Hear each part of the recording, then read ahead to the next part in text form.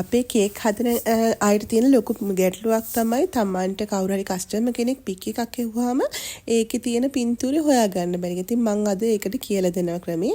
දැන් මම මේ ඉන්න කොළපාට ගර්ල්ව තමයි තෝරගත්තේ හොයන්න.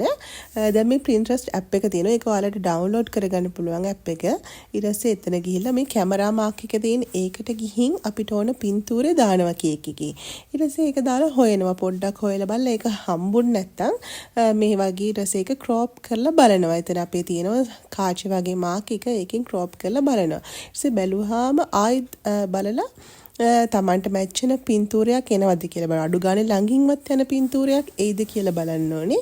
ඊට පස්සේ බලලා එහෙමත් නැත්නම් තව චුට්ටක් හොඳට crop කරලා පින්තූරය හොඳට පැහැදිලිව එන විදිහට බලනවා. ඊට පස්සේ දැන් මම මෙතන මේ අර කොළපාට ගවුමක් ඇඳන් ඉන්න ගර්ල් කෙනෙක්ව පොඩ්ඩක් අර ටිකක් ළඟින් යනවා වගේ නිසා ඒක ගන්න. ඊට පස්සේ ඒක ගිහින් එතනින් පල්ලෙහාට ගියාම Tamanට අදාළ පින්තූරේ ලස්සනට හම්බ වෙනවා. දැන් බලන්න ඒකේ සමනල්ලු ටිකත් එක්කම ඒ පින්තූරය ආවා.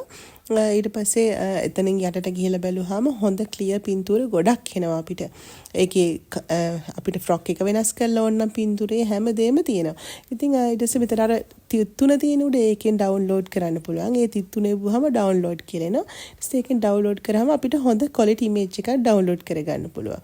දැන් මම ඔය තියෙන්නේ ඩවුන්ලෝඩ් කරගත්ත පින්තූරද. thank you very much බැලුවාට කමෙන්ට් එකක් දාන්න. ඔයාලට මේක වැදගත් වුණා නම්